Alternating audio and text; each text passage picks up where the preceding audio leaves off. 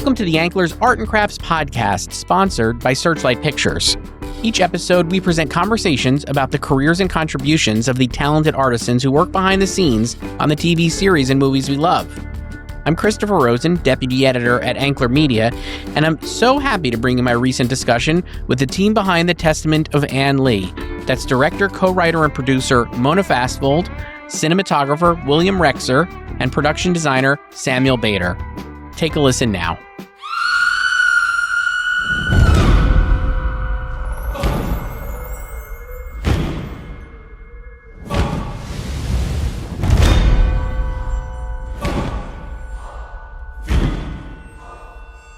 The time is near at hand. I know it. Do not be frightened.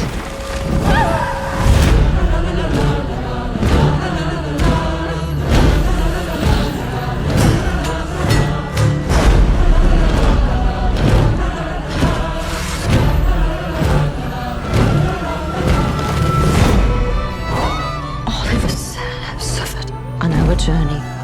We have made tremendous sacrifices to receive the greatest love that one can experience.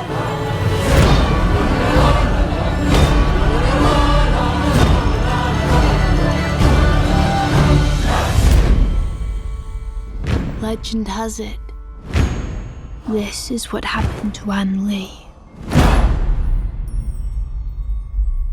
Mona, just to start with you, one of the questions I had, and I know you kind of I read another interview with you where you talked about, like, when you're co-writing the movie with Brady, you like, the director is the one who's doing a lot of the research and stuff. So in that collaboration, so I guess when you're writing this movie and deciding on, like, where you wanted the story to go, how, like, soon do you bring in, like, William and Sam in terms of the approach to the visual storytelling and what the movie will eventually look like?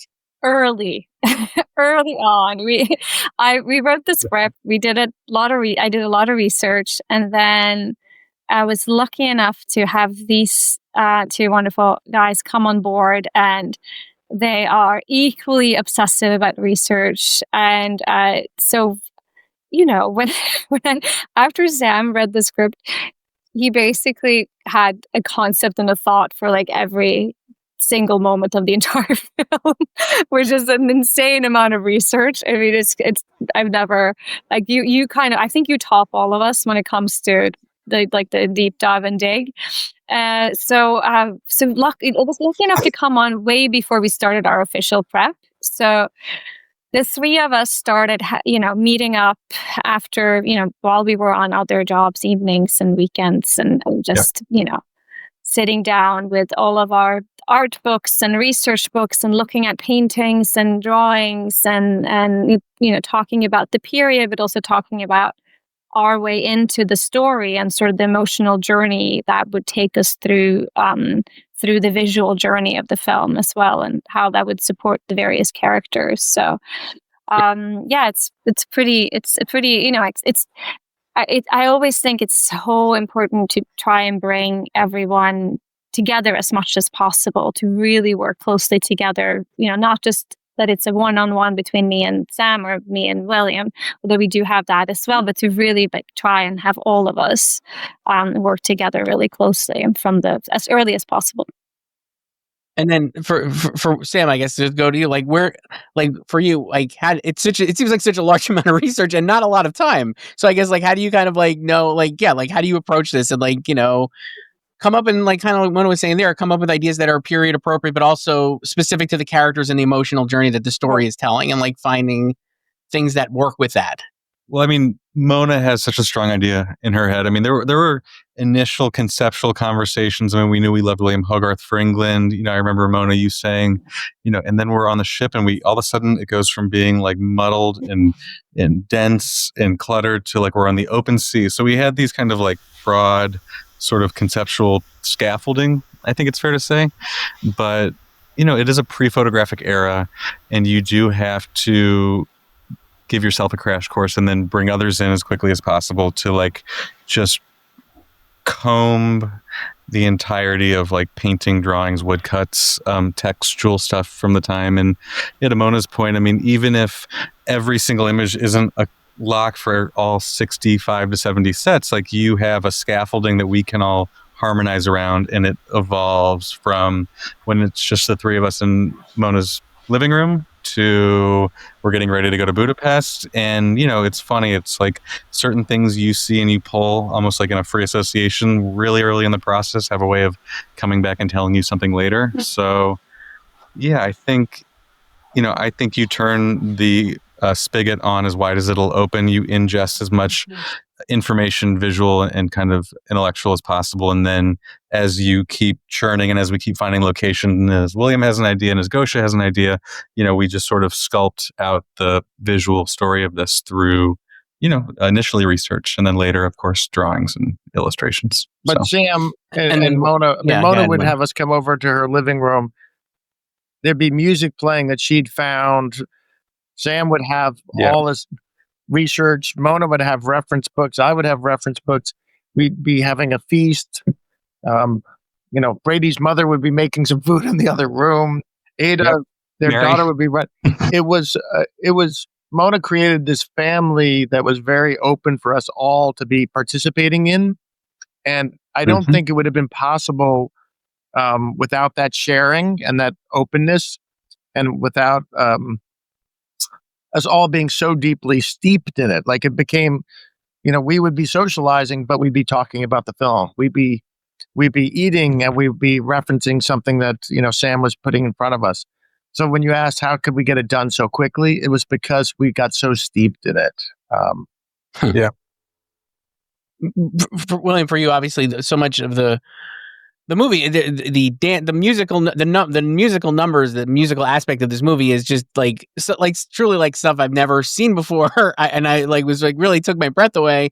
And in terms of capturing that, I guess how did you guys talk about capturing the movement in a way that allowed? I don't know. I find it really fascinating watching the movie. You're seeing these performers and in such extended, you're just watching them do this. And I guess how did you kind of figure that out with Mona and Sam in terms of the space of these rooms that they're doing these performances? It's just I truly couldn't figure out how you guys did it. So I was can't wait to talk to you about this because I would love to know. So how did you kind of work on that to make it look so good? It was really this incredible cooperative thing. I mean, Mona comes from dance, so she has a great sensitivity to understand what it all should be. Celia, our choreographer, is just a genius. They would be rehearsing in New York and we would be shooting with Artemis on my iPhone, a program on my phone, and really designing where the camera should be. I mean, Celia has a great sense and Mona has a great sense. And I'd watch where they were standing to watch. And then I would sort of put the phone there. And then it was really a discovery process there. I mean, two principles that I think we had, Mona, and you can elaborate on it, is one is this observational quality where we're watching and making sure that we show the forms that are being created and the narratives that Celia has created with the dance with Mona. And then the other is the camera takes on the personality of a believer and wants to join in it. So there's sort of these two push and pull things that are going on. And so sometimes that observational quality is from above because the forms that Celia's created are better from there. Sometimes it's from a right angle. Sometimes it's from straight on proscenium. But always the camera then becomes one of these believers who wants to join in. So I think that's part of the unique quality of this is that, and then we had an amazing operator, Sam Ellison, who could really join in and become an active participant and do it so beautifully handheld. It was a combination of all those factors. Mona, what do you think? Called to dance as well, and we had to sort of find the movement for the camera as well as the performers, and sort of how that comes together is really the most exciting part of that that process for me, to find that relationship. That's where that's the most exciting part. So it's really important to have everyone there early on in the rehearsal process so that we can, Sam would come to movement rehearsals and see all the videos and everything as well. Same with Gosha, our costume designer as well. Everyone is brought into the as early as possible in that process so that we can keep on reacting to the obstacles and see when we want to embrace them and when we need to try and remove them. But I think, as William said, it really, the beginning of the film should really feel like the camera's fully in with them, and it's not observing them so much, and it isn't, you know, it is a believer, and then all the way into the end of the film, you know, then somehow you're allowed to really take in the kind of the spectacle of these like incredible shapes. But we were trying to show some restraint with that, you know, until that very last bit. Yeah. Yes, Sam, I was wondering that too, in terms of like I get like Mona saying there, the obstacles. I guess like you obviously are, when you're doing these sets and stuff, you're at, like, especially for the dance number, like you have to be, you know, that's going to be part of it. But is that like, even seeing it, are you adjusting on the fly in terms of like what you're seeing on set versus like what you maybe thought it would be? You know what I mean? That kind of thing. You know, I think when it comes to the dance numbers, that feels less the case for some of the reasons, you know, Will mentioned previously. Like, you know, by the time we were in Budapest, I mean, and had scouted, we had an entire picture book in Mona's office of our, you know, of frames Will and Mona had, you know, shot together, and we were all harmonizing around. I mean, those dance numbers are so grand in scope. You know, the design was in a way like sculpted to, you know, embrace those and to elevate them. When it comes to like the trickery of how we make, you know, Manchester feel really large or New York feel really large, then yeah, absolutely. I mean, we're very much like, we're very conscious of where the frame is. We're very conscious of like what adds depth and what adds scope. You know, the matte paintings. I mean, again, another call out, Lee Took, who did all our matte paintings, who's also a genius, was such a wonderful collaborator. But, you know, again, it's like, it's almost like, you know, I brought in, and printed really large maps of period Manchester and New York. And even if, you know we can never build an entire backlot of stuff, but we can be very deliberate with like, this is the South Street Seaport or up on Broad Street. And again, it's like compositionally and narratively and spatially really knowing where you are. That was done with a fair amount of intentionality and sculpting. And what's really exciting, because we were doing these matte paintings all done by hand by this wonderful artist Lee Took, is that so we would shoot a plate, or we would shoot a bit part of our set, and then we would expand on that, and know that this we would do just a photograph, and then we would share that with Lee, and then we would get his thoughts on, you know, time of day and how, you know, what would best work for this. Then, you know, we would shoot the film, then he would start painting, and then on the paintings that he were doing, Sam and William were with me throughout the entire post process, bringing in their thoughts, and Will would say, "Oh, I think this is the lens we shot on. And the lens has this quality, so I think you need to work on the edges here." Or Sam would say, "Oh, I think that, you know, this is the shape of the sconces on the window that would be more period accurate for this specific." We were giving reference Bibles, so which helped him a lot. You know, so it was like we kept on collaborating throughout the post process as well, which I thought was really wonderful to be able to have, you know, to continue the collaboration beyond shooting, because often it's like, okay, you're done with the movie, that's it, you know, and then you go in and do the grade. But to have everyone be part of that sort of the continuation of that is something I would love to just continue that on all projects, to sort of keep on. Why isn't the designer and the DP part of the effects process? Because how the light falls, if that's not harmonizing, and it doesn't mean that a director can't figure that out on their own. But of course, my mind is story. You know, my mind is a different place. So there's things that they will see and bring to it that I won't, because you're just looking at it with a different perspective. Yeah, I mean, like the bespoke, the movie feel like all this. It's really movie magic, because I'm like, it really feels like you're in these places. Like, I don't know, it's like it feels like you just are in these places. I totally bought, like, watching the film. I'm like, I just totally believe this is like, I'm not like an idiot, but I feel like a real, like we're really in these places in this era. It just is like, and it just feels like you could just reach off this frame and just find like real things from that era, which I think is like, there's a real bespoke quality to it. It's obviously also shot this on film, right? Yes. Right, William, in terms of like, I know it was at 35 and then it's presented on 70 millimeter. I know it's obviously they're doing 3x35 in a 2:4 aspect ratio.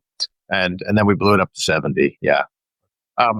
And I guess getting to shoot on film, and for all of you, I'm obviously like, how does that like enhance the experience of what you're doing here in terms of like the creation, and also I guess maybe the pressure maybe to get it right, because it's film. It's not like you have like it's not like you're doing something where you could just delete and start. You know what I mean? Like you have like it's a finite thing. So I guess like how does that impact what you're doing? From digital isn't free either, though. I just gotta say, True.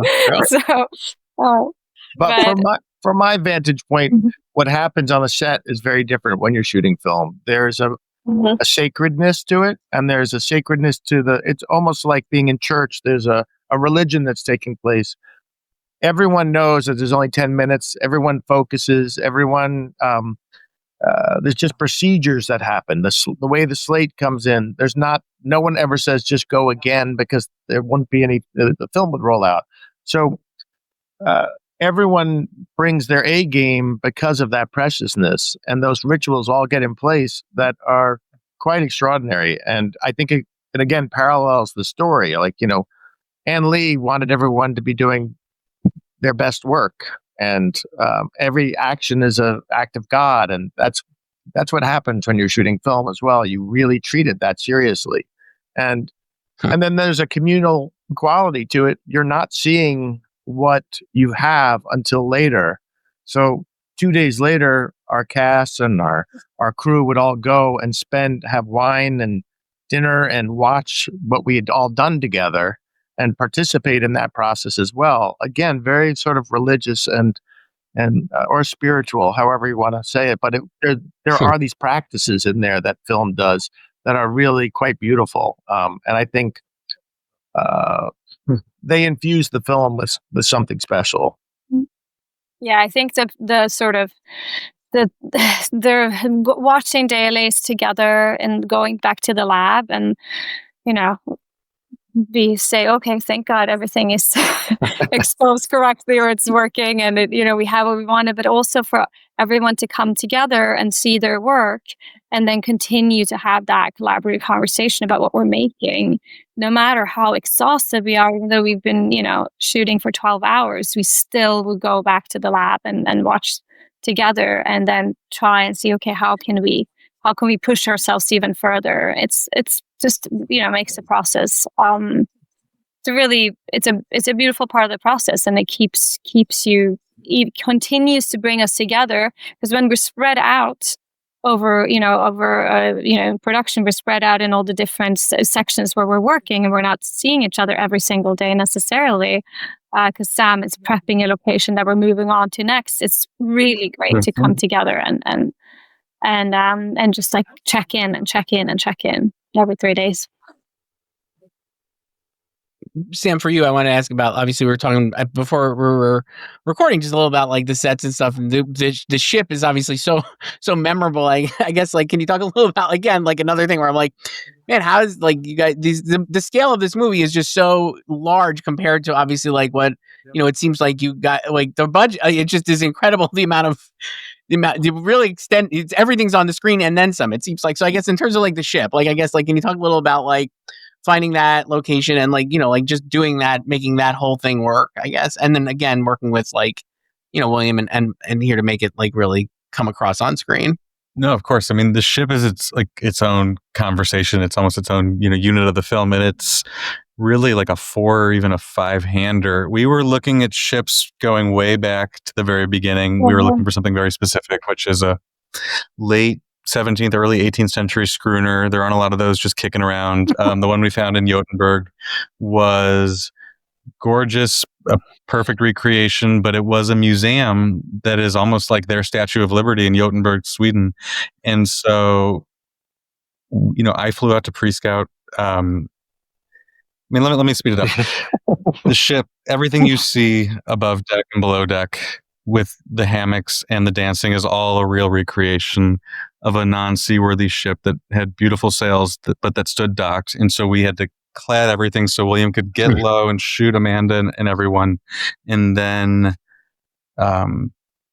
there's another period ship that is seaworthy where you see a lot of the moving stuff. I mean, I guess I'm trying to get to something bigger than just like that, how we did it. I mean, we built sets in Hungary to flood the deep hull. We found a miniature through the institution that, preserves the ships, and Lee, put it in a tank and shot it with, lightning effects. Mona and Will and Sophia found footage from a decade prior when the hero ship was seaworthy. So, I mean, again, all of this stuff in concert really did, again, I keep using the word harmonize, to produce something that is much bigger than the sum of its parts. And I think that can be said, I mean, of much of the film, but certainly the Shaker settlement, where we were really just cutting right down to the bone to build, the biggest, most kind of expansive environments we could in Hungary, knowing, to some extent that we could be back in the Hancock Shaker Village in Massachusetts, shooting the real environment. But again, I mean, I think for me, as the designer, to get to stay on with Mona and Will and work out the matte paintings, it was an opportunity to have this more iterative process with Mona and with Will, where we saw how this place was building and growing, and we were able to spatially tailor, what became the matte paintings to, make spatial sense of the meeting house versus where you see the kitchen and the dwelling house, et cetera, et cetera. I hope that's not too long-winded, but that to me feels like it kind of answers. No, it does. That's great. I mean, have you ever experienced anything? I mean, you've worked on a lot of great projects. Is this I'm assuming this, it sounds like it would be unique maybe in your career. It's nothing like it. I mean, and to echo Mona, I mean, there's not another way. I hope to just keep making films in this manner as well, because I think the opportunity to stay on. I mean, so often as a designer, you do hand something off and maybe they check in and you give, loose notes, but the architecture of this is so specific. I mean, Manchester versus New York versus the Niskayuna, the Shaker settlement. So to get to really make sure there's a keen eye on all of those spaces and architecture was extraordinary. And I mean, to say nothing of this team, which I adore. No, Sam did a brilliant job. I mean, because in the film we might be on the ship, and then we move around the corner, and then we're actually on a set where it's flooding in Hungary, in the New World. We're in the Shaker village, and we travel through a window, and all of a sudden we're actually in Budapest, and then another shot we're actually in New York, and another shot we're in Massachusetts. I mean, and the way that he was able to create all those things to make them seamless was brilliant. I mean, he did brilliant work. Yeah, it's an amazing team. Do you have? I want to ask you, William and Mona, too. Obviously, the other thing about this movie is the scale is obviously so big and epic, but you have these incredibly intimate and careful and performances, obviously, that are making up the backbone of this movie. And I guess they're I don't know. I was wondering, how do you go about capturing that kind of Amanda's work in this, I think, is next level. She's so good in this. So I guess how do you kind of and everyone, but I mean just specific, I just found her really incredible. And I guess when you're capturing those kind of intimate moments in of performance, these really emotional things, how William, how do you make sure you're capturing that without I don't know, how do you not lose that performance within the grand spectacle of what's the movie is, the storytelling as well? On a sort of logistical level, you create a safe space so that everybody feels safe, and Mona and Amanda both do that just as leaders on set. And then I have to do the same thing with the crew. We create an environment where everyone does feel safe and protected, and then we also, Mona and I were very, very careful about our compositions and knowing what we wanted to photograph before we put somebody into those situations. So we're not trying to figure out anything on the day. I mean, on my Artemis, and almost every frame of the movie, Mona and I had done where she's acting out all the parts. And so, every position you saw Amanda in, I have a photograph of Mona in that position. You don't want to see it. No, but because we, the budget dictated that we knew what we were doing, and we did a lot of prep. So we would go through these locations and really define what they were, and so that the entire cast and crew knew what we were going to be looking at and how we were going to do it. And then you create a safe environment so that they feel like they can perform. And that's the only way that those intimate moments can really happen and be captured. And then Mona directs so beautifully that, people know that she's got their best interest. So. Do you have I guess, I don't know, like you've obviously made so many great films before, and this one I think is another great film. And do you feel like this way of working that you've kind of created here, and especially in this film, is this has it even, I don't know, have you gotten even better at making this kind of movie, or are you still learning like how to make like these kind of like incredible projects, very collaborative projects, I guess, at this point in your career? Yeah, no, I'm always learning. It's important. It started out of necessity and just my deep, sort of wish to try and make something that was ambitious and also in the beginning, and just being like, okay, well, this is the budget I'll get for this, so I'll have to try and live within it. And then it became a little bit more of a philosophy too, as we kept on working on these types of projects, me and Brady, where we also want to create. There is creativity in the constraints and there is freedom in having a smaller group of people that you're working with, and that are just supporting you. And it's really, you have this smaller group. It's exciting. It can be really exciting when you can move quickly as well, and you can do parts of the shoot with a much smaller unit, and that that started out of necessity. But then I do really think that there's something also really quite healthy in a way that by making a film that's so specific like this, that is, when you set out to pitch a musical about the Shakers, it's not, you're not going to get $100 million. I knew that. And I thought that in a way, this is the budget that I got was, the money that I raised for this film with the partners who were really excited and willing to come on board on this project. Those were the right partners. And then there's like an element of sustainability in how we're making it then, because we are making it for, there's a path for it to actually have a really beautiful life, because also we didn't make it for someone who just didn't turn absolutely crazy and gave me that didn't happen. We made it in that way, and there's something quite like exciting about that to me as well, and there's a lot of freedom in that. So I'm learning about how to build these projects every time I make them, and I'm always learning about the craft from my collaborators, and it's always such a joy and a privilege to work with the same people again and to work with new people, because you're just like, it's when I get to be on set, it's just a wonderful opportunity to just get better and to just keep an open mind, like try and see, how can I solve these problems in a more exciting way. Yeah. I mean, you work with great collaborators, as we see here with like William and Sam, both who are amazing. And this is a great movie. And I know we have to wrap up here, but this was great. Thank you so much for all of you doing this. It was really nice talking about An Lee. Thank you. It was great. Thank you so much.